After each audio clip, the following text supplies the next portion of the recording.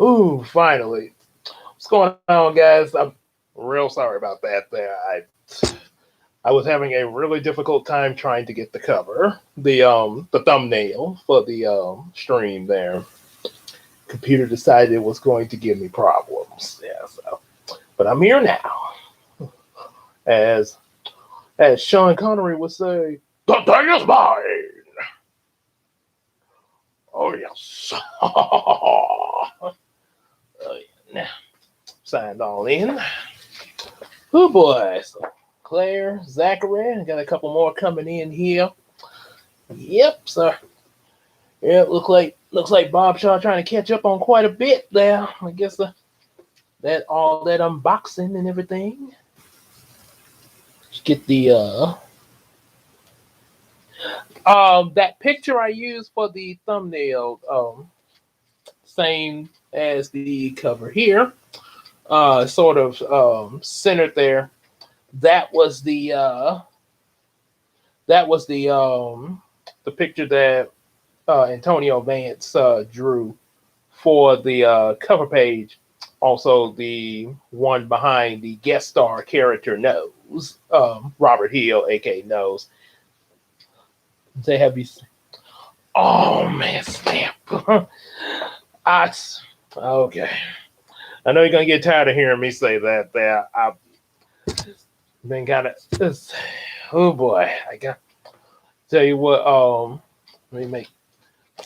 Tell you what. I'm going to do this right in front of you, so you. That way you can. Let's see. Put it right. Put it right here. Watch.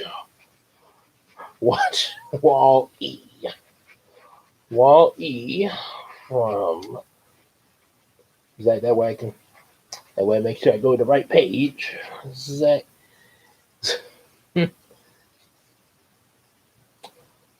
Okay, yeah.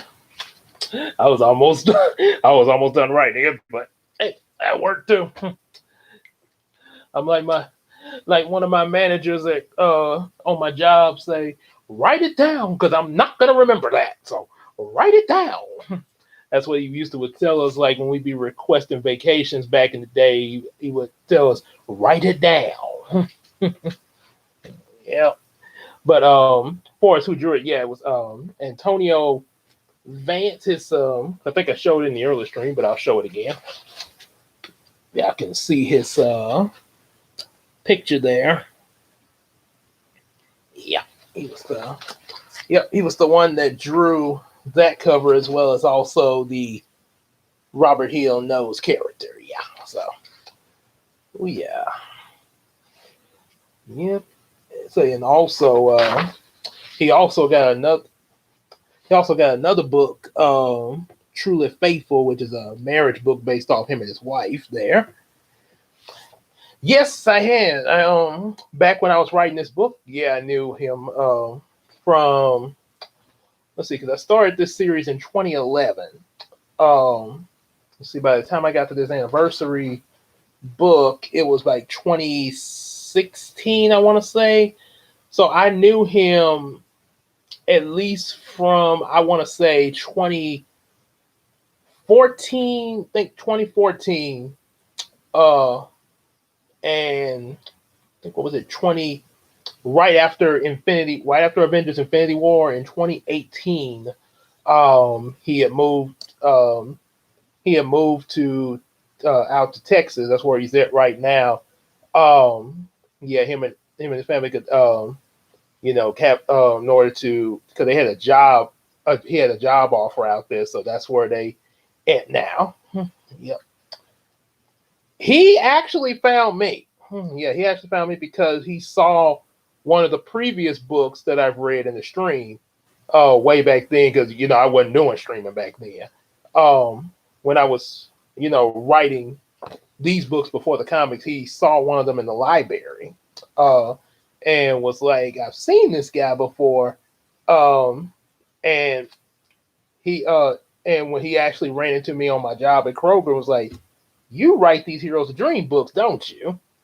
And that's pretty much how that got started. So, yeah. And yeah, started telling about the series. He started telling me about his Who Knows character and everything. Yep. Matter of fact,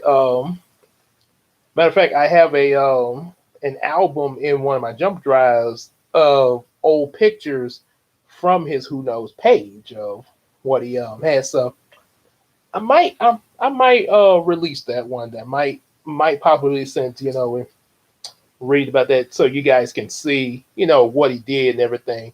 All what his work is like and everything. Yep. Yep. So yeah, that's pretty much that little piece of history.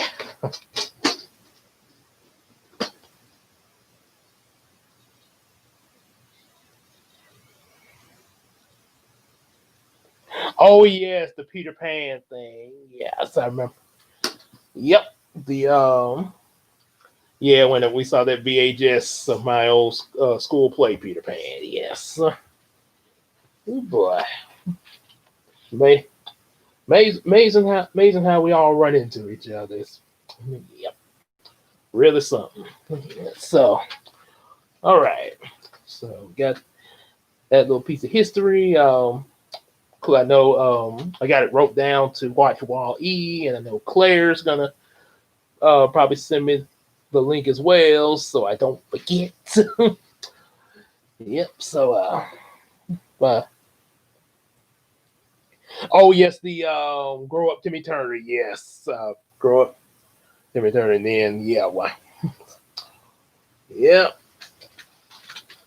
yep. And I think, and I know I probably mentioned more, but my first discovery of Bob Shaw was the I think it was either the Cool Cat or the Oogie Love review. It was one of those. Matter of fact, I think I want to say the Oogie Love because I saw Cool Cat. I think after his Green Lantern review when he fought Derek Savage. So yeah, but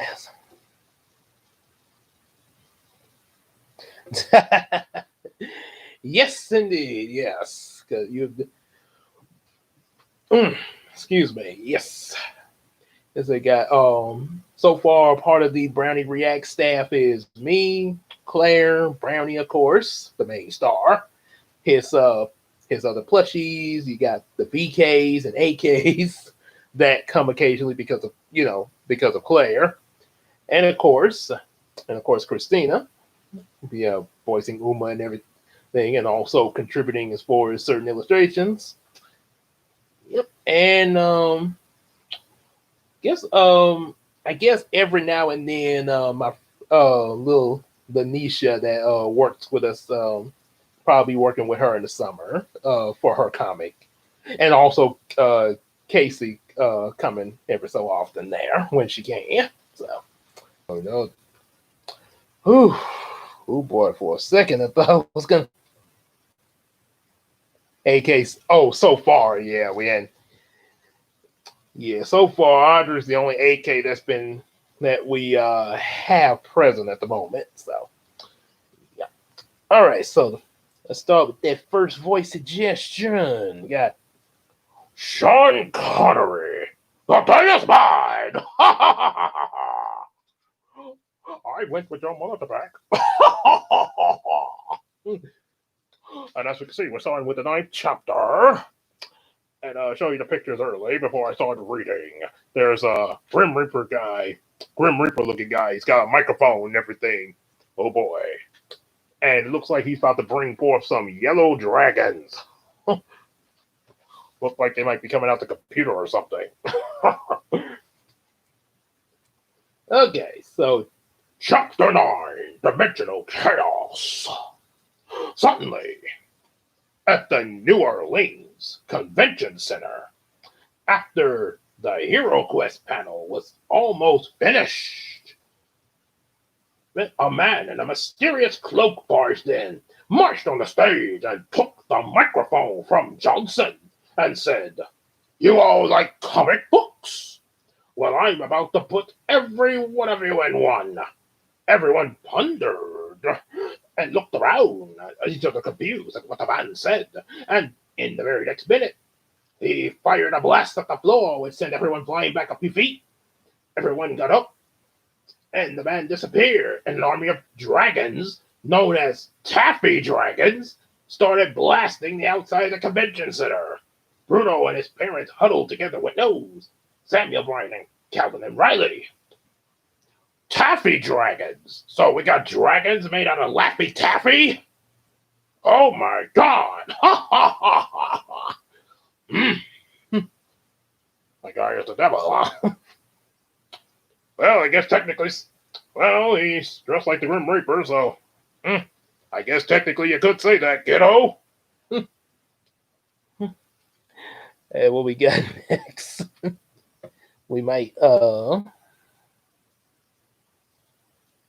yeah, there is that. Oh dear. Yeah, if Mal's keeping an eye on Brownie's streams, yeah, Ben trying to come in on a reaction, yeah, Mal might come after him. They say got Mark Wahlberg. Oh, from Bayformers. Oh my goodness. There's a brownie. All right, so you're gonna be Mark Wahlberg. Okay. And as for the other guy, this guy is the devil. Well, don't worry, the heroes are on their way to get rid of the devil. So.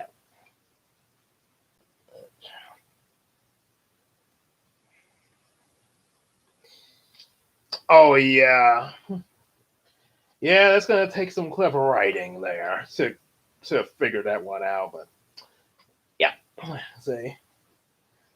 Like, yeah, let's see. Okay. Oh yeah, Mark Wahlberg. All right. We've got it through. Listen, I don't think we found the. Let's see. I think we just found the transformer. We gotta do something. We gotta do something quick," said Samuel. "We can get these people to safety, and back at the Circle of Peace." All the couples were dancing happily together and gazed into each other's eyes. Bella noticed this, feeling happy herself.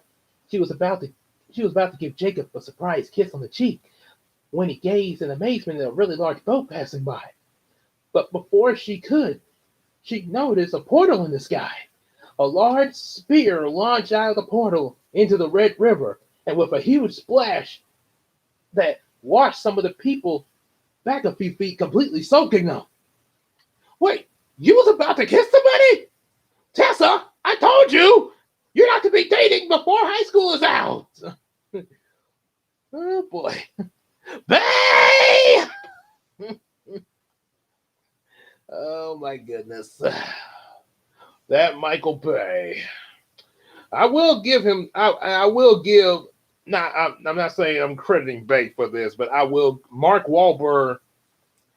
He did a much. He was much better on screen than Shia LaBeouf. Yeah, like I say, not. I wouldn't exactly say it saved the movies, but he was better. He was a better character somewhat than Shia LaBeouf. It's sort of like Will Smith and I, Robot. Yeah. There's a oh no, my gosh. But then again, how with the oh my goodness. Oh great, not for Bay. Really? For Bay? Just pretend it's the Ninja Turtles movie. At least Nickelodeon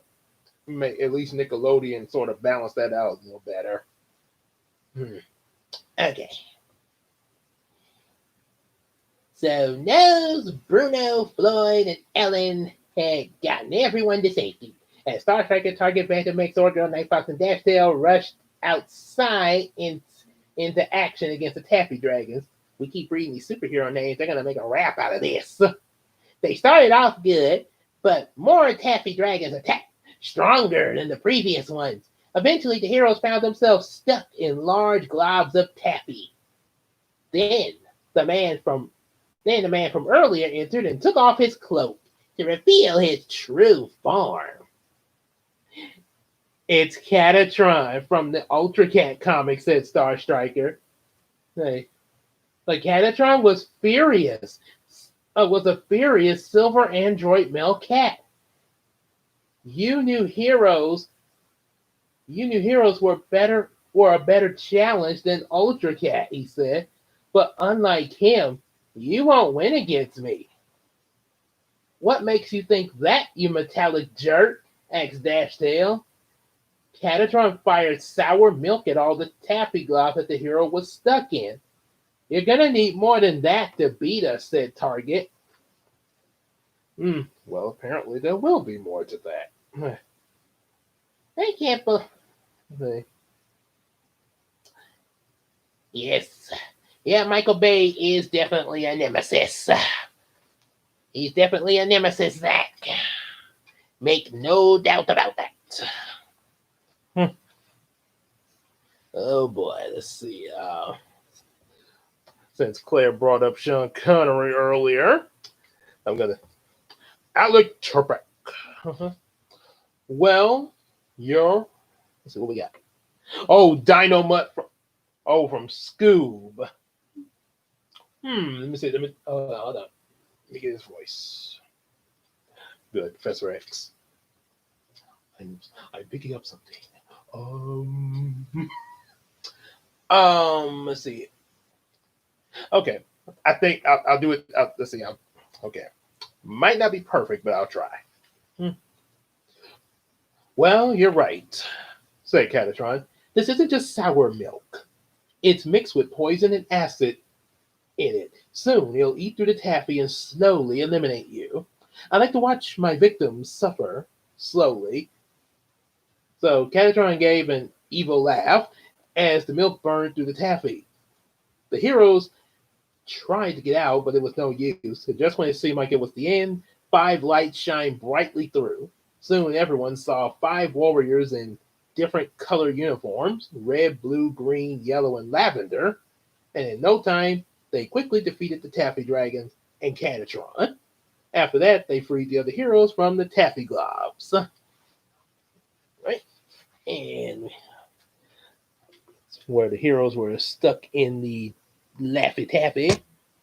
And they're not doing the Laffy Taffy dance, being stuck that way. And there's Catatron. And this character, there's actually a Catatron that will be coming in Lanisa's comics, Lanisa's Dora comics.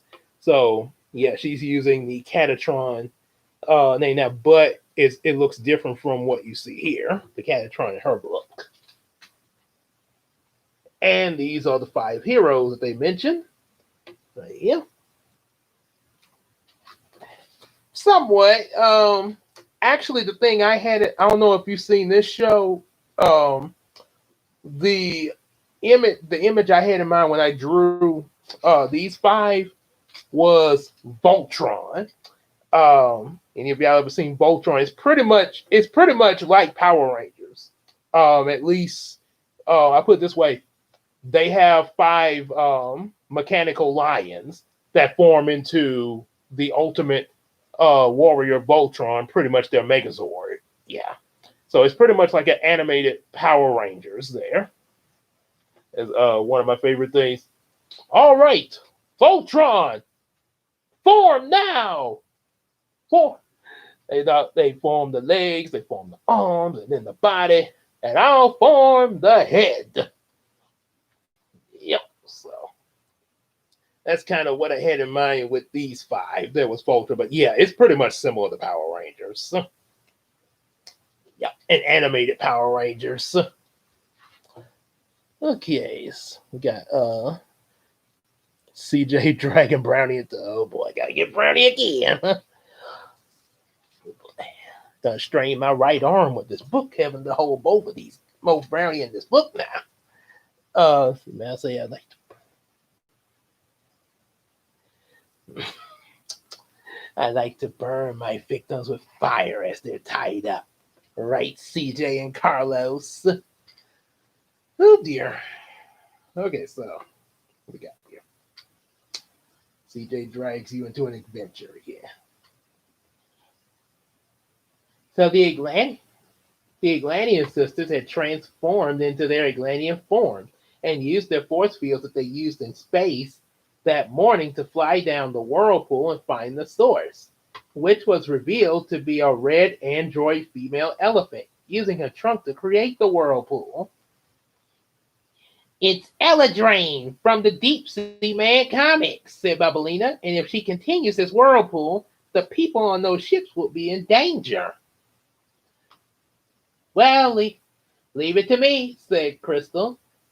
She took out an old diamond from her pocket and made the exterior and appearance of her hand become like diamond. Then she threw the diamond into Eladraine's trunk, stopping the whirlpool. Diamond fist!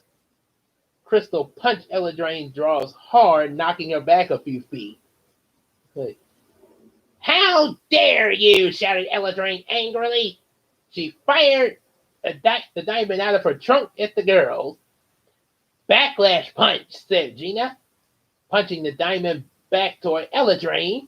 But Eladraine dodged the punch, but the force from the punch hit her head. Oh boy. All right, Brownie. You go into the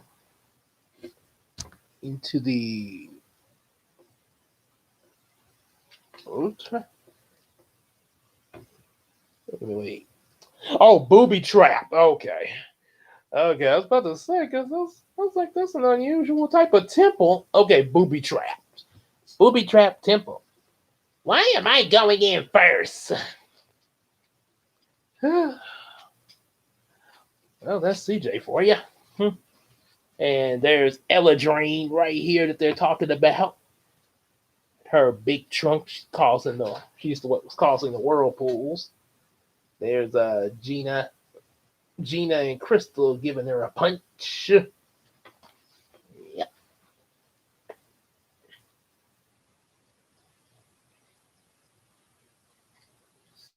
Oh yeah. Aurora. Oh, wait, let me see what they got next. Let me see. Tracy. Okay. Tracy, sketch it. Okay. Aura freeze, said Holly and Alicia together. Holly fired the Aurora blast, and Alicia made the temperature around freezing cold. When the blast hit Eladraine, she was frozen solid. Ready, Bubbles? asked Sunrisha. Ready when you are, said Bubblina. Cover your ears, said everyone, ordered Sunrisha. Once Holly, Gina, Alicia, and Crystal covered their ears, Bubblina and Sunrisha shouted ultrasonic shout, and their shout emitted a sound wave strong enough to break Eladraine into pieces. Just as the girls were about to celebrate their victory, they got sucked into some portals, causing them to separate. And as you can see, you got, with the Eladraine being frozen. I was frozen today! And then the Sunrisha and Bubblina yelling until she breaks into pieces. Oh yeah. Excuse me. Okay. Let's see what we have. Brady going into it. Okay, we got Tracy. And I did Dino Mutt there.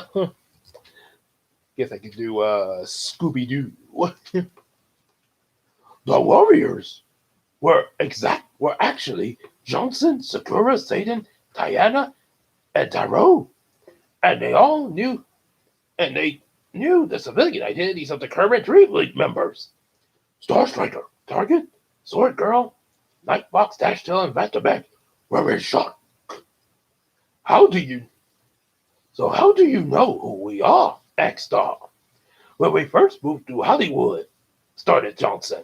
I started looking at a show called Static Shock, and I became inspired to make my own superhero adventures. And I came up with Star Striker, aka Samuel E. Princeton, and his partner Target, known as Brian Robinson, who would eventually meet with Sword Girl, aka Yuli Yukoshi, and Phantom X, who is Calvin Waynes, and let me guess, Bubblina is Melody Lee Smith, right? Interrupted Target. Yeah, and this is this part of the story kind of creates a bit of a plot hole there. Yep. Let's see. Oh, hello. I'm a Pokemon critic. I remember it. I remember it. So you just no. I think what would happen if Tracy did that, Nostalgia Critic would probably pop up and be like he did to Linkara when Linkara was trying to act like the Nostalgia Critic, like, hello, I'm a Nostalgia Critic. I remember them, so you don't have to. And we're going to look at Superman 4. And by golly, this movie is... Oh, hey, critic. I guess you're wondering what I'm doing here. Oh, boy. Now I got to do Linkara. Not quite, said Johnson. Her name was Angela Adams, who was known as Bubble Girl, actually. An Easter egg.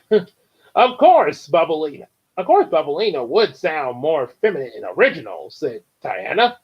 Well, that's a good point, said Nightbox.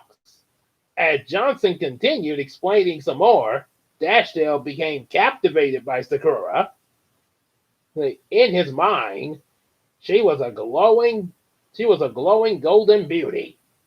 Noticing the gazing look on Dashdale's face, Sword Girl asks, "Are you okay, Dashdale?" Dashdale didn't hear Sword Girl and accidentally spoke his thoughts out loud. "You're just as beautiful as Mrs. Flowers." "Mrs. Flowers?" asked Sword Girl. Dashdale snapped to attention. Suddenly everybody heard an evil laughter that echoed around the area. They stood in the suspenseful silence as they saw a reddish-orange-skinned creature with bronze and silver armor approach them. Star Striker recognized the creature. "It's Backbyte," he said. Backbyte spoke. So you are the heroic defenders of this dimension. Once I defeat you all, I'll be able to get what I need to take over this dimension and other dimensions as I please. Practically, you want to take over the world. Of course! Oh, wait, it's actually here in the book, shouted a voice. This voice came from a 6-year-old boy in an extremely colorful costume. And before we show you that, there's Dashtail's reaction to Sakura there, and Sword Girl's looking at him like, oh my gosh. This is probably the reaction that Harry probably had when he first met Uma. Well, I was more dignified when I fell in love. Oh, please, you probably on the inside were gawking like crazy when you saw Uma. I mean, what boy wouldn't? And then there's Backbyte and all his fearsome fury. Oh, yeah.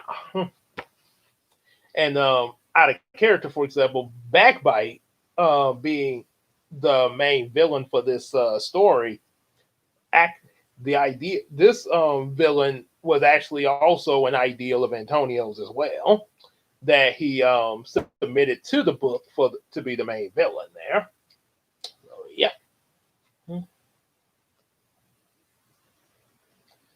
Okay. Casey arguing with Derek Savage. Oh boy. So I'm guessing Derek Savage is insulting her Electabuzz team. Okay. Don't think I would take Derek Savage to to be arguing with a little girl over a baseball team. That's that's new. Hey.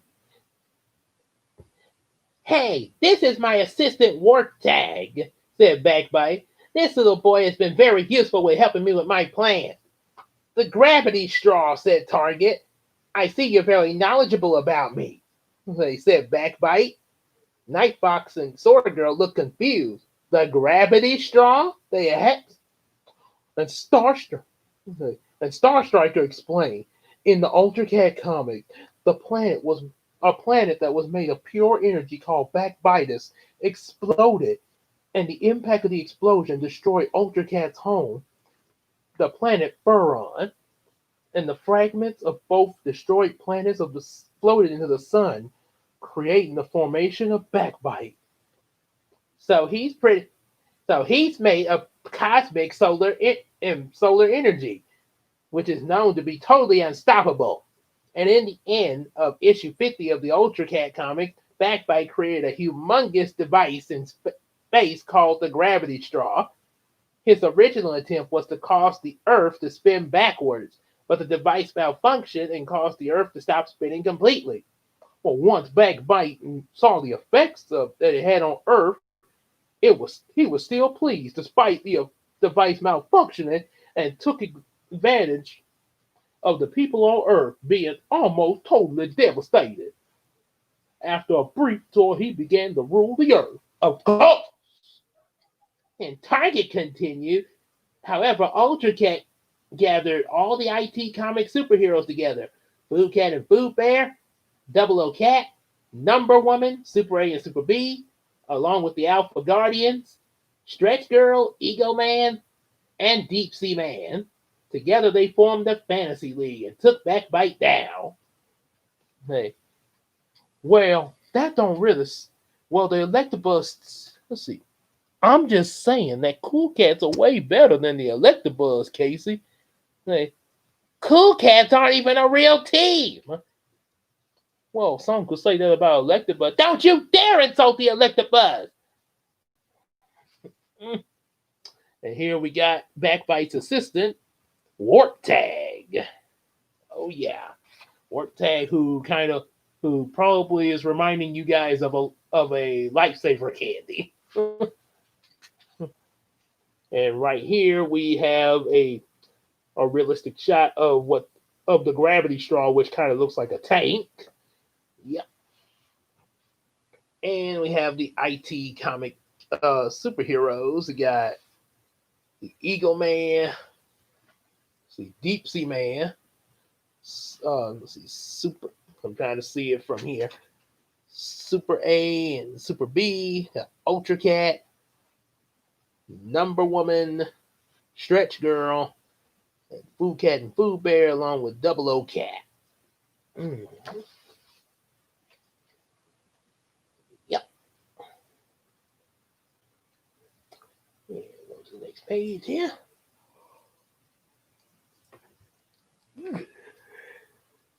So again, we had to break up an argument between Derek Savage and Casey. Okay, so let's see. I guess I'll throw in Mickey Mouse because of Bob Shaw's TikTok video. But thanks to me, I was able to escape. Said Warptag. Everyone gasped. What do you mean? asked Ashton. Warptag explained. I come from an Earth in another dimension. A year ago, some scientists experimented on me, and the experiment will allow anyone the power to pass through any dimension at will. However, the machine they used for the experiment went under control and zapped me into a barrage of portals. I passed several dimensions and worlds really fast, and when I stopped, I finally learned how to control my powers. Eventually, Backbyte came and was impressed. He promised me if I helped him with his plan, I would be at his side to help him rule every universe. You bad guys are so typical and predictable, said Random X. Well, so are you superheroes, said Warptag. I predict you're going to try to stop me, but you won't. Warptag was interrupted when Dashtail and Diana rushed toward him at super speed and gave him a double punch. You were saying? dashed down Diana together, and they high-fived each other, and Backbyte grabbed them and said, "It'll take more than one cheap shot from you." I, I kind of forgot what that other voice sounded like that Mickey was talking to, but yeah, that was pretty funny.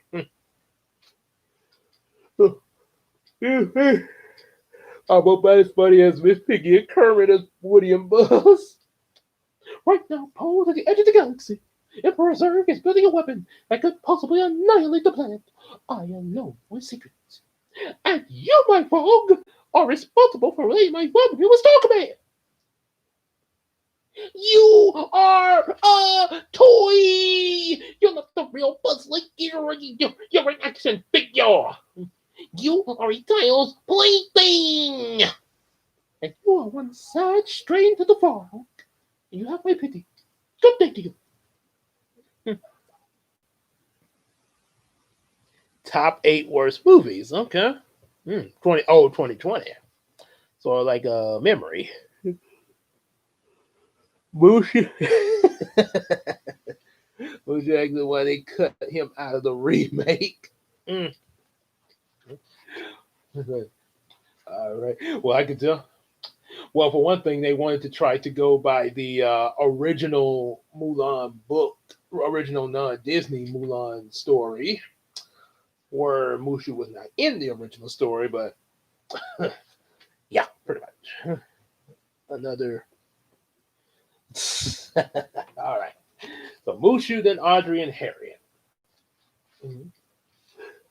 The Warptag was interrupted. So then they had. Oh, shoot! I forgot what was it. Well, how about an expensive shot? Asked Betamax. He took out a gold dollar out of his pocket and threw it at Backbyte, saying, "Touch your Midas." And the gold dollar hit Backbyte's forehead and he instantly turned into a pile of gold dollars, causing Diana and Dashtail to be free from his grip. Warptag got up and saw what happened. Warping Smasher!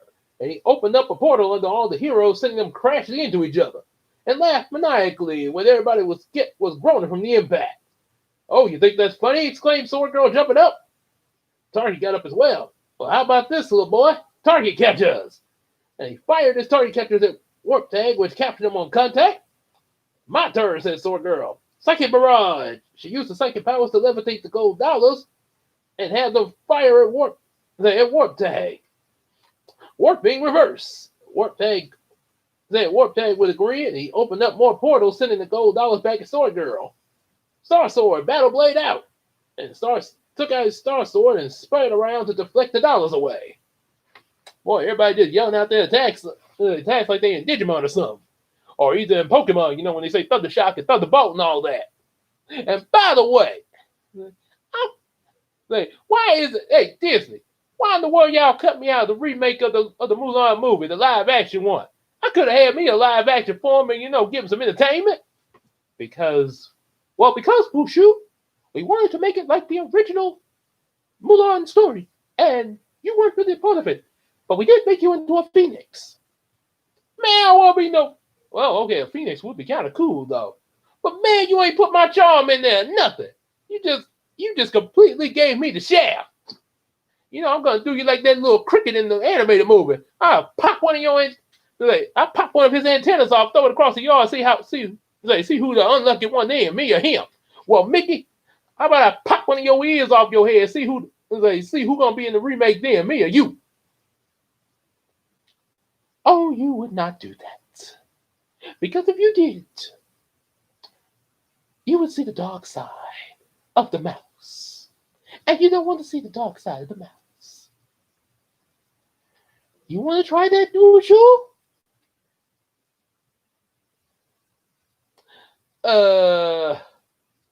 I just got a call from another movie. Well, it could have been. We could have just done what I did today.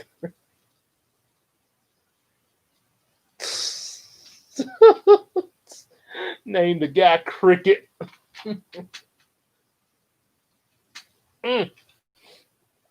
Lord have mercy. Okay. Let's see. So what we got? Oh yeah. Harriet and Audrey. Excuse me now. Okay. All right. All right. So we're reading. Let's see. Oh, okay. So I'll stop him from moving, said Night Fox. Flash freeze. And she held out her hands toward Warptag. In a flash of light, he was covered in so much frost he couldn't move ever so much. Great job, said Sakura. Night. Thank you, Night Fox, said Night Fox. Now we can finish them off. Now we can finish them off and get them out of here, said Ty. But then suddenly everybody noticed the gold dollars raising up into the sky and glowing red as Backbyte laughed sinisterly. Ooh, that's getting good. Hey, you can't beat us that easily, he said. KO Fury! And the gold dollars became powerful forces of energy that blasted all the heroes instantly, causing them to revert back to their civilian forms. What, they demorphing like Power Rangers now? And Backbyte was pleased at this success and made a huge red portal and pulled everybody inside. And everybody died after that. No, I'm pretty sure they'll be all right. There's a way that they'll come out. They got sucked in a freaking red portal. How in the heck do you think they're gonna come out on top of that? Well, we just have to go to the next chapter, which will probably say they're dead. No, it won't. I bet it will. Mm-hmm. Chapter 10, The Unknown. Huh? Dialogue. Oh, let me see something. Oh, you must be talking about Zach's dialogue. Okay. Why am I not in the remake, Mickey Mouse? Well, it could have been worse. I could have done what they did to that cricket. I could have done what they did to that cricket. We just named the guy Cricket. Man, you got some issues. You got some issues, Mickey. You got some real major issues now. Well, I may do, but let's see, where was Audrey? Let me scroll up a little bit. Hmm. Okay, I'm looking for yours, Claire.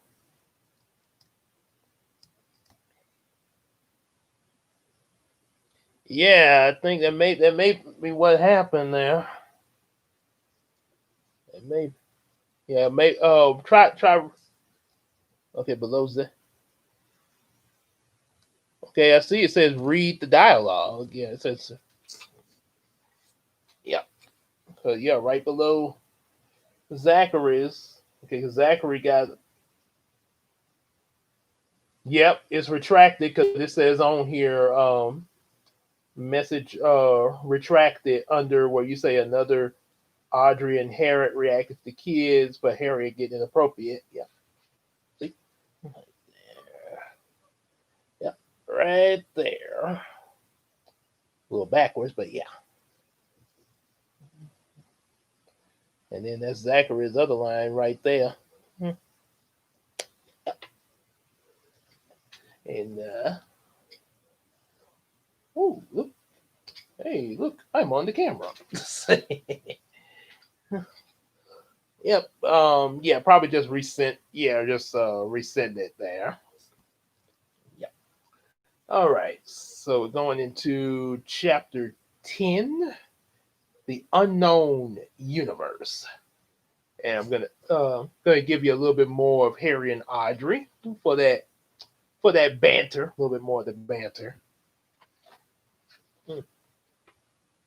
So the Dream League and the Conquerors So the Dream League and the Conquerors ended up in a void space, and Backbyte projected a holographic image of himself to communicate with everyone ever so much. Yeah, for any of y'all who hadn't met me yet, my name's Backbyte, he said. And I welcome y'all to and I'm going to welcome you to the game of your demise. What have you done? Asked Samuel. And Backbyte chuckled and he said, yeah, listen carefully because what I'm about to say, I'm going to be sending you heroic defenders into a game that might sound familiar with Hero Quest. It's the game that we invented, said Johnson. You got that right, said Backbyte. What diabolical scheme are you planning, you fiend? Asked Diana. I'm gonna make a deal with you all, said Backbyte. And what makes you think we'll accept a deal from you, said Riley. Because you ain't got much of a choice. They show the images of all the dimensions that Warptag came from. Say, the civilians you were trying to protect, both New Orleans Convention Center and the Circle of Peace, they've been sent to different planets in this dimension. And if you want to get them back to your dimension safely, you're going to accept my offer. Otherwise, they're all going to die. You know what? I think they all just died anyway. No, they did not. The heroes will save them. Hey, trust me, they ain't gonna get there in time. Even Superman can't be everywhere at once. He said so himself. They're all dead. We're gonna go to another suggestion. Um. Oh, Sonic the Hedgehog meeting Evie. Thank you, Zach, ever so much, and welcome to the chat, Casey. Yeah, yeah. What's up? Yeah, what's up? Yeah.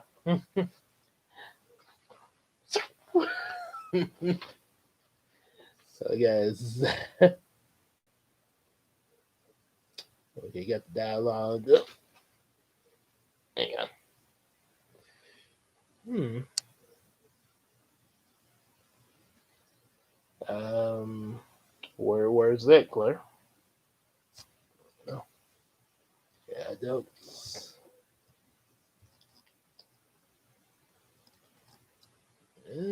don't see it here.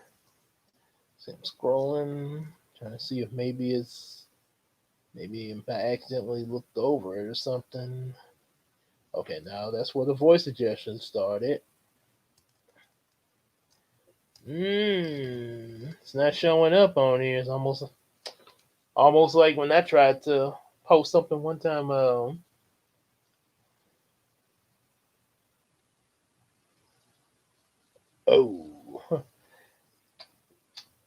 I guess. Wow. So YouTube is doing the joke that Bob Shaw did for real.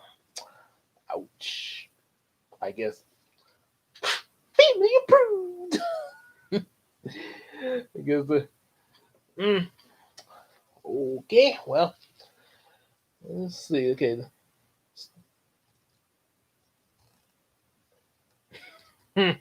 Oh, that now. Surprise. So I guess it's one thing her and Mal have in common. Let's see. So Sonic the Hedgehog meeting up with Evie. Evie. Oh, I guess it'd be like when you met that turtle. So what kind of an offer is that? Asked Julie. Backbyte grinned and said, I've set the game to my liking, and if you can manage to win it, Warptag and I will return everything and everybody back the way they were before we arrived. But if you guys lose or refuse to play, y'all gonna do whatever I want or be destroyed. So prepare yourself to play the game that you may possibly never win. So on that note, the Dream League and the Conquerors were sent into different dimensions. Evie, Nels, Floyd, and Ellen Evie woke up in the planet known as Phineas in another dimension. Evie! They saw lots of lakes and ponds with the planet's natives relaxing on them. Evie! And the natives were frog-like aliens called Phineas. Evie! Welcome to the planet Phineas. They're one of the Phineas known, Evie! And Ellen, my name is Paul, and you're in our Phinean Central Park, Evie. The planet Phineas, you say, exploit, Evie! Evie! Say, Audrey. So, let's see. Hey, I can't bring you back to my cave. Joe! Okay, I guess you can come with me. Joe!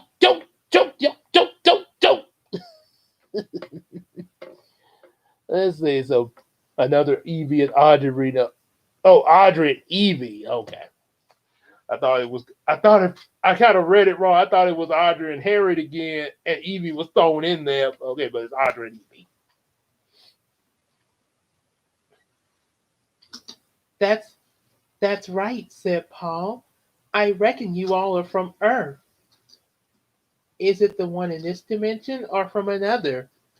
Well, I suppose. Well, another, I suppose, said Nose, ever so much. Um, yeah, I think so, said Ellen.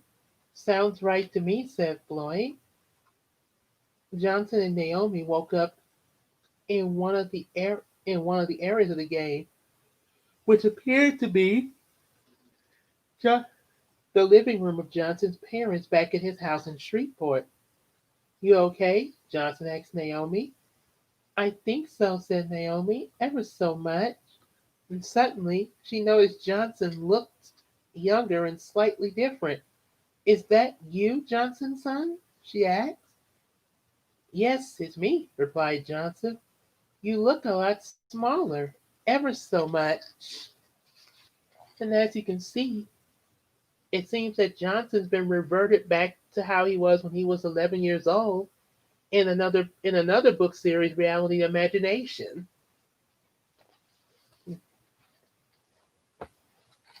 Evie, Evie, can you read now?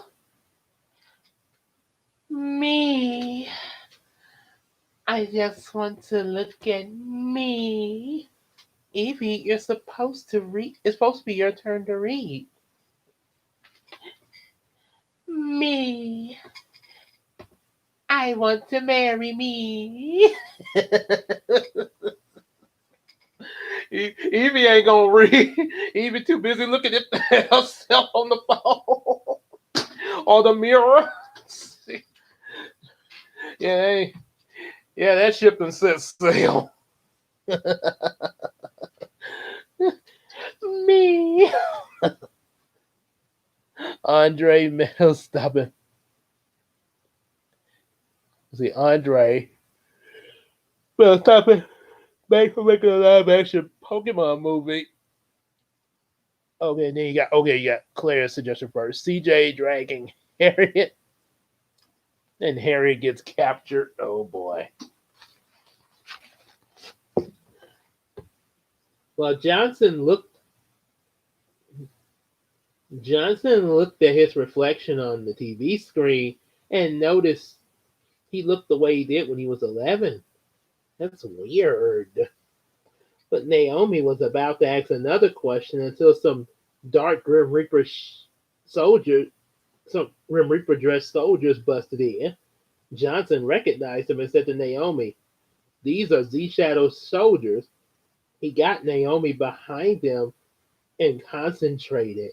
After that, he held out his hands and shouted, "Blizzard Twister." And once Johnson held out his hands, he emitted a very cold tornado, sucking the Z Shadow soldiers in, turning them into black dust. Naomi was surprised and impressed. "How did you do that?" she asked. But before, but before Johnson could answer, Samuel entered. Everyone, everyone all right? He asked. Johnson and Naomi looked at Samuel and they were suddenly confused. "Yeah, we are," said Naomi. "Did you put on a new kind of face paint for your costume? Because that looks so realistic. You're like an actual cat." Samuel became confused and I didn't put on any new face paint, and he was feeling his face and he noticed his fur, his he noticed it felt like real cat fur. After that, he rushed to a mirror in the bathroom. Once he looked at his reflection, he saw he had turned into Food Cat. "Oh my gosh, how did this happen?" Wow, so the kid just turned into a costume cat superhero. Huh. Great job, kid. And now me and CJ are captured. Well, not actually, I'm captured. And there's Johnson firing the what's it? What's it? He called it the cold. Oh yeah, Blizzard Twister, the Blizzard Tornado. And Samuel just turned into Food Cat with hair. Yeah, just give me just a second here. Okay, we got to go on to Zach's suggestion.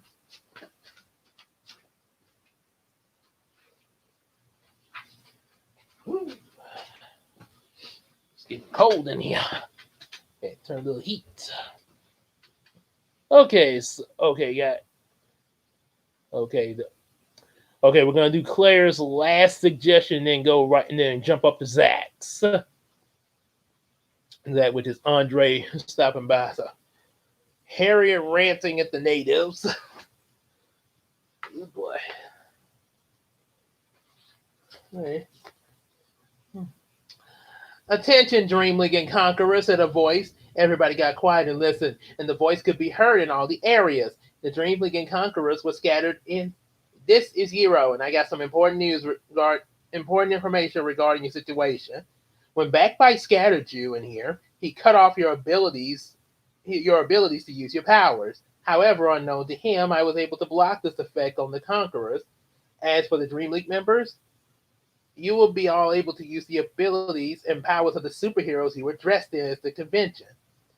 And I have something else in mind for the Atlantean sisters. This should help you all succeed in getting back together and getting to Backbyte and Warptag in order to reclaim your original powers and defeat them. As soon as you and soon you'll be joined by another hero that you have never met before.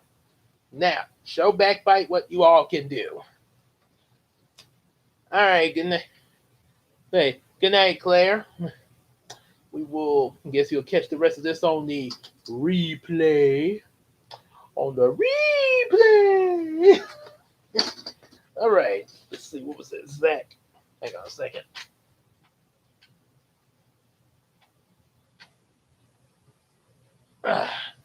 Okay, so Zach said Andre Meadows. Stop it. We're making a live action Pokemon movie. Andre Meadows. I think who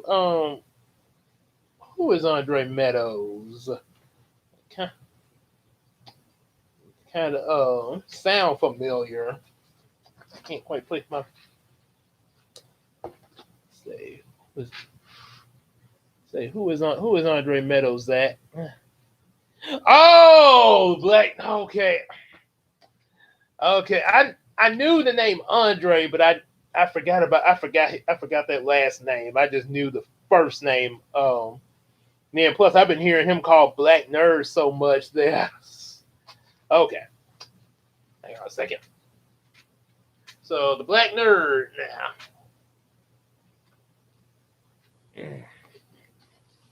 And let's see. Kay's got Merrick trying to be Dracula. He kind of does that a little bit when he be yeah. Hello, my pretty. Okay. So Black Nerd. Actually, Christina said I kind of look like him a little bit. Yeah. What's up, y'all? I'm Andre, the Black Nerd. So anyway, Michael Bay is talking about wanting to make a live action Pokemon movie. I just want to tell you, Michael Bay, do not make that movie. Don't put your hands on Pokemon. You are not qualified to do this. No. I don't think no. Michael Bay should not be touching Pokemon at all. He already ruined Transformers. We were lucky to get a good Ninja Turtles movie, but he is not messing with Pokemon. No. All right. So anyway, I'm going to read right here. So meanwhile, back on Phineas, 3 Phineas approach Nose and Floyd and Ellen, and the motion for them to come with them to their special base. And the Phineans were named Krog, Arg, and Egard. After introducing themselves to Nose, Floyd, and Ellen, they explained what was going on. We received several visions recently, started Krog, and one vision told us that you were allies, as well as old that you told us about you and your allies as well as our old friends being in need of help. So you know what's going on back on Earth? Asked Ellen. Well, like all the comic book villains that our son and his friends are reading about coming to life, and how I ended up in all this action, said Nose. Yes, indeed, answered Krog. And he gonna continue explaining. He first of all, y'all aware that our planet is one of many planets in a dimension being fueled by an unknown universe of pure imagination. Imagination? Exclaimed Floyd, Ellen, and Nose. Yep. So pure imagination fuels several of these different universes there, which is something that'll be touched upon in the Heroes of Dream comic series. Oh yeah.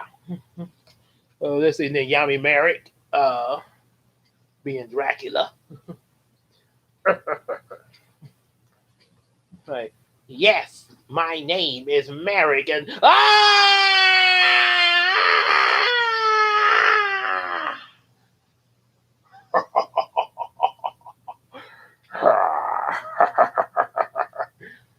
Good eve, good evening, Kaiba and Yugi. That, that's right, said Agog. After God's creation of the human race, every one of them developed their own ideals and dreams and imagination. Then over the years, it created an unknown universe that started creating various things. For example, the Egyptians and Romans created gods and goddesses. Later on, people created myths and fairy tales that brought about places like Atlantis. Then, once technology was introduced, people had dreams and ideals of various futures involving the advancement of their technology. And from the different planets like ours that were created. So, I now, great beast of the sky, hear my cry. Winged dragon of Ra! The phoenix rises tonight, Pharaoh!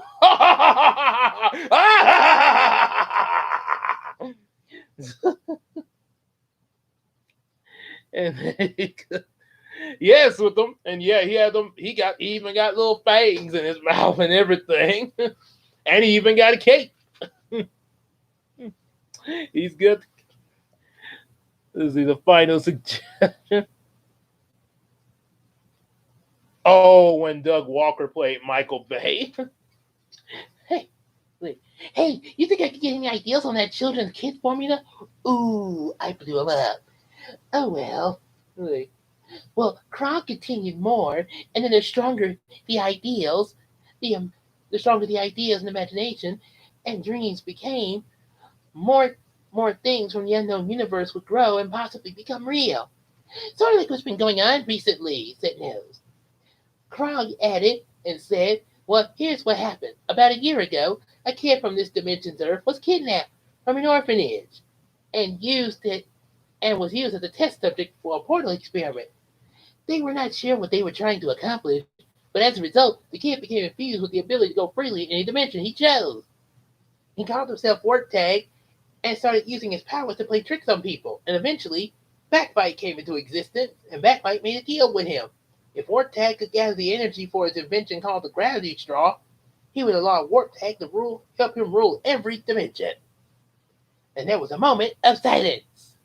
Ooh, this sounds like a good idea for a movie, but it needs more explosions. Explosions! Explosions!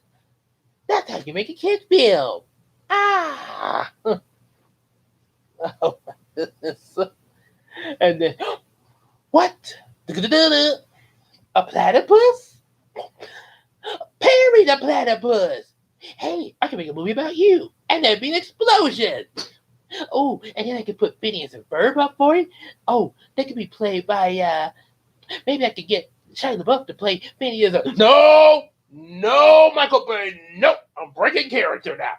Nope, you are not making a movie out of Phineas and Ferb, not from Michael Bay. Nope, no, complete no way, Jose, aku pergi, no speak English, no. Nope. Oh no. They said, don't you dare make a Phineas and Ferb with Michael Bay. Let's see how much I got here. but it's almost tea in there. Oh boy. Okay, I'm gonna. I know it's only two chapters, but I want some. Let's see. Oh wait. Okay, one more. Crunk telling his YouTube channel to subscribe to his YouTube channel. Oh boy. Let me see. Okay, let's see. Okay, I think I'll go on and read. I'll go on and read chapter 11. Okay, read one more chapter, and that will wrap things up. The game begins. So Johnson, oh, Crunk. So Johnson, Samuel, and Naomi gathered some things together, which included a video camera, video game system with the game Magic Journey, checkers, chess, and dominoes. As they were gathering them, Naomi and Samuel noticed a lot of interesting nostalgical items. Hey, this is a very weird looking DVD player, said Naomi. How do you put the DVD inside? Johnson was about to answer the question until Samuel interrupted. Oh, I know what it is. It's a VCR. Before DVDs, people like my dad used what's called videotapes. Ancient, isn't it? Oh yeah, the ancient tech. And oh, if you go further back, you'll see 8 tracks and record players. And so then Samuel played one of the videotapes for Naomi, and she looked in amazement and at the marvelous wonder. Wow, she said, this looks kind of ancient. And Johnson chuckled a bit and said, well, if you think that's ancient, check out these. And he showed Sammy and Naomi an audio tape cassette. I bet you can't guess what this one is. Oh, and make sure y'all subscribe to my YouTube channel, Pajama Llama Fan 2000. Oh yeah, it's got all my cooking recipes. It's got all the stuff about llamas, all the stuff about birds. I do a lot of bird watching. Oh, and there's also some pictures of my family and everything. Oh, and then there's this one picture of Eve that got in there somehow. where I talk about the new Pajama Llama movie by Michael Bay. Oh no, Krug, no. No, Krug. We do not need a Michael Bay movie on your YouTube channel. Unless it's Bad Boys. That's the only Michael Bay movie that I accept as a good one is Bad Boys with Will Smith and Martin Lawrence. Yeah, Will Smith, Martin Lawrence. They make the Bad Boys is a good trilogy. It got some ups and downs, but yeah, I would rather see Bad Boys trilogy. Oh boy. Okay, so whew. Excuse me there. I was having another thing. Okay, so since we did Crunk, now I gotta do Yzma. Samuel tried to think. Wait, don't tell me, he exclaimed. He thought some more and said, it's a mini videotape from mini VCRs, right? Nope, said Johnson. It's an audio tape cassette for audio recording. In order to record with it, you need an audio tape cassette player. He showed them what he was talking about and demonstrated how it worked. They were surprised, and after that, they got their stuff together and prepared to head out. So where does our journey start? We're gonna need you to take us to the supermarket, replied Johnson. Me? For how? Johnson led them to the outside and revealed a car covered in decorations of different foods. Each food group of the food pyramid. Samuel and Naomi, yes, as Johnson said, the Foodmobile.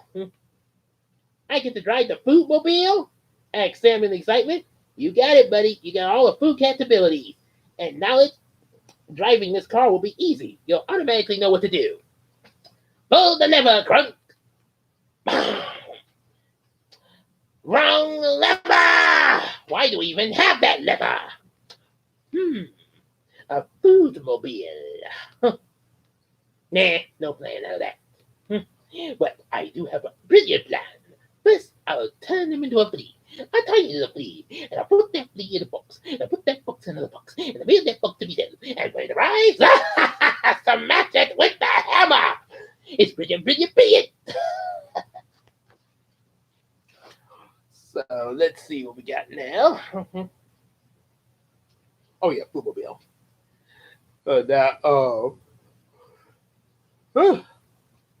All right. Good night, Zach, man. Yeah. So I guess now left is me, Case, and three mystery people. Mystery people's in the. Okay, finish up this chapter here. Got since we're gonna do Angel and Devil Crunk. You got it, buddy, said Johnson. If you got a food capability knowledge, driving this car will be easy. Well, suddenly Naomi noticed the Sea Shadow soldiers coming back into the driveway. Oh, we better hit the road now. So Johnson and Samuel saw the Z Shadow soldiers as well, and they got inside the foodmobile with Naomi. Once inside, they instantly activated and automatically put everyone's seatbelts on and backed out, knocking the Z Shadow soldiers like bowling pins. Well, that was cool. And the steering wheel and the gas and the brake pedal came out to Samuel. Okay, I think I can do this, he said. And nervously looking at the steering wheel and pedals along with the different controls, I hope I can. Meanwhile, Riley, Julie, Zayden, and Sakura woke up in another area of the game, which was Marty and Gloria's house. Sakura informed everyone they should head to the supermarket, but Zayden insisted that they should get to the Shreveport Cocoa Factory. This led to a major argument. Sakura said the supermarket is the first stage of the game. Say from either here, the bingo lounge, or Johnson's house. And as you can see, you got the VHS, audio tape cassette, and the foodmobile. Oh, one more. I never liked. Oh yeah, that scene. Where's the other guy? Sorry, I'm late. What I miss? Well, Yzma just handed me this knife, and then we waited for you, and then Crunk. Why did I get you to do this? This one simple little thing. It's like I'm talking to a monkey. Whoa now, a big stupid monkey named Crunk. Ouch! And you know what else? I never liked your spinach pup. Never.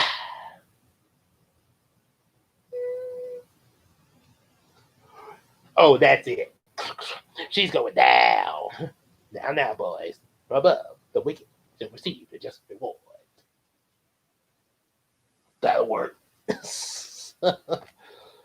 And of course, the chandelier would miss Yzma because she's so skinny.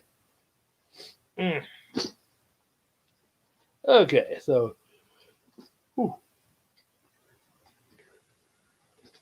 did those two. Do Emperor Cusco. So Zayden rolled his eyes and said, I don't have time to go one level at a time. This is our game, and we need to take some shortcuts if we're gonna get the Backbyte in no time. And kick his can, get everything back to normal quick and easy. Oh, good night there, Zach. I guess you'll be catching the rest of this chapter on the replay. So, Zayden, we have to play the game the right way, demanded Sakura. What makes you think Backbyte is going to play the right way, said Zayden. The quicker we get to him, the faster we can end this. That's what he wants us to do. Play it your way, and he'll have a trap waiting for us. My way will help us get the jump on him. Oh boy. Looks like a big argument now. I'm glad I'm not a part of it. Yay for me! Oh boy. That's all. Since you mentioned Blockbuster Case, I don't really. Voice is not exactly distinct enough there, but I can do Fateless.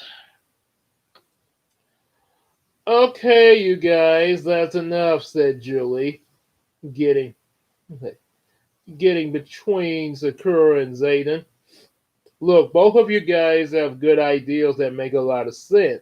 However, if Backbyte has taken control of the game, he'll be waiting for us no matter what we do. So I think we should split up into two groups. Two of us will do Zayden's plan, and the other two will do Sakura's. Actually, Julie, said Riley, maybe we should stay together and go with Miss Sakura's plan. What? Exclaimed Julie and Zayden to each other. Sounds like somebody's trying to agree with the pretty girl.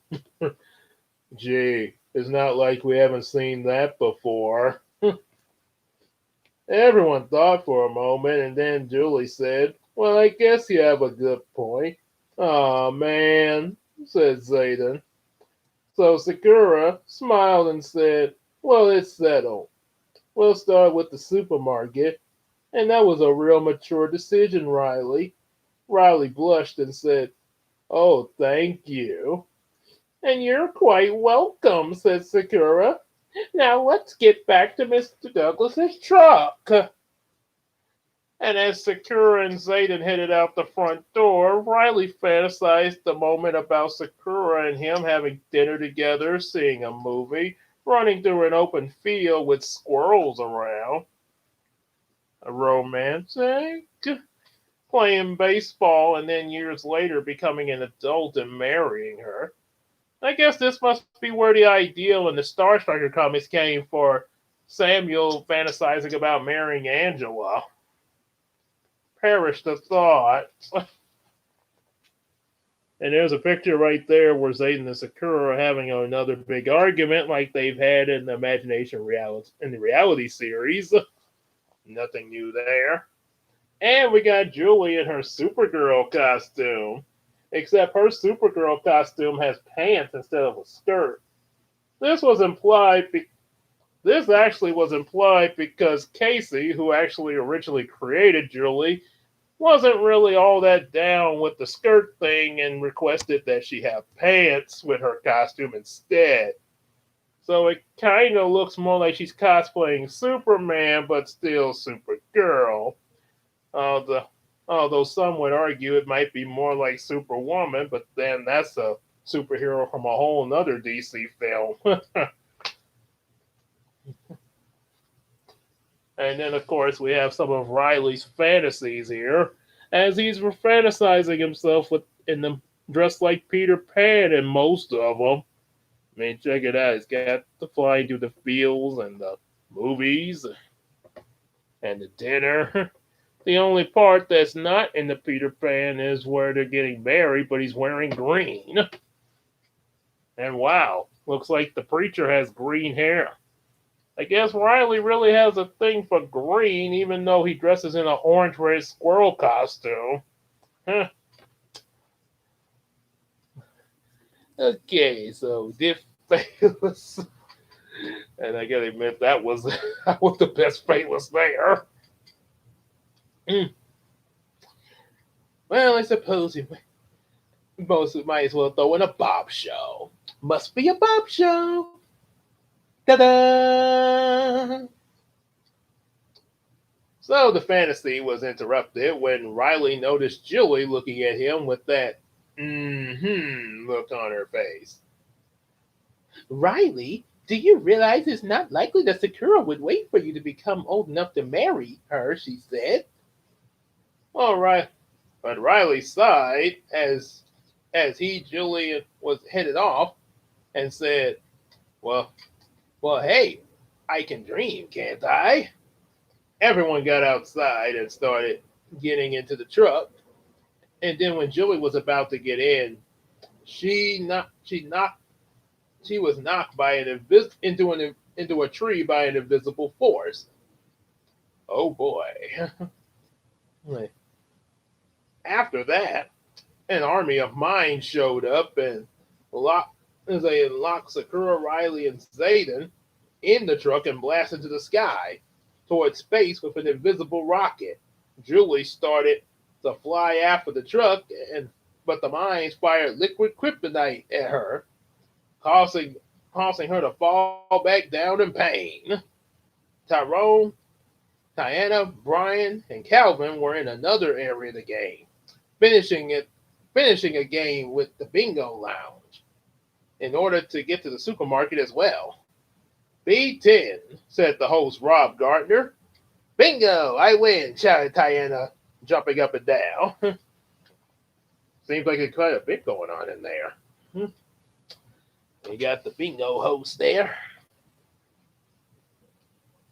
Okay, the last couple of pages here. They are, well, since we've been doing Nostalgia Critic Madness, might as well do the Nostalgia Critic himself.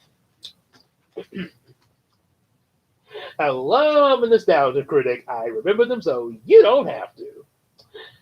Well, come on down and claim your fabulous grand prizes, said Rob. So Diana then danced the conga on her way down to Rob. And once she got there, she showed the prizes that she won and said, first of all, you have won, but before you can finish, an army of monsters ripped off the roof of the lounge and started attacking. The Fenians crawled on, and Egog took Floyd, Ellen, and Nose to a planet called Wildon to look for Bruno. The planet was inhabited by a lot of magical talking animals, and Floyd and Ellen and Nose were amazed at what they saw. While they were searching, they found Bruno in a tree in a trance, but he wasn't wearing his Mighty Morphin Green Ranger costume. Floyd, Ellen rushed to greet Bruno. Bruno, thank God we found your son, said Floyd. Is everything okay, dear? Asked Ellen. Well, Bruno didn't speak at all. He stayed in a trance completely still. And as you can see, there's the monster turtle right there. And for the last voice, let's see, did the critique. Critique. They did. Sorry about that. They did the critic, the Phaelus, like Kara. Right there. Oh yeah, Film Brain. Snap out of it, buddy, said Nose, trying to get Bruno to snap out of his trance, but nothing would work. Just then the Fenians sensed the powerful and dangerous energy coming from Bruno. Well, something's not right here, exclaimed Krog. Floyd, Ellen, and Nose looked at the Fenians and asked Floyd, what's wrong? But before the Fenians could answer, Bruno stood up and looked at everyone. There were multiple voices whispering continuously in his head, saying some similar things similar to the sinister voice that had been talking to him earlier. And it looks like we leave on a bit of a cliffhanger. Guess soon we'll be finding out what those voices were. Well, that's it for tonight. We've read chapter 9 through 11. Some very long chapters, so yeah. So at least with that, at least we've taken care of that emergency stream, and we'll be. I think I'll be back tomorrow night. Yes, I'm not sure if it's gonna be. We got one more part that I'm adding to the Madness of the Nostalgia Critic. So it's that will probably be tomorrow. Probably tomorrow, yeah. Yep, and then that'll end the Critics Madness. Yeah. All right. So.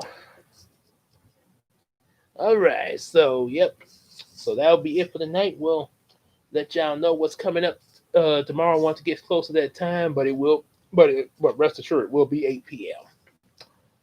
All right, so see you guys then, and as Bob shall say, see you later.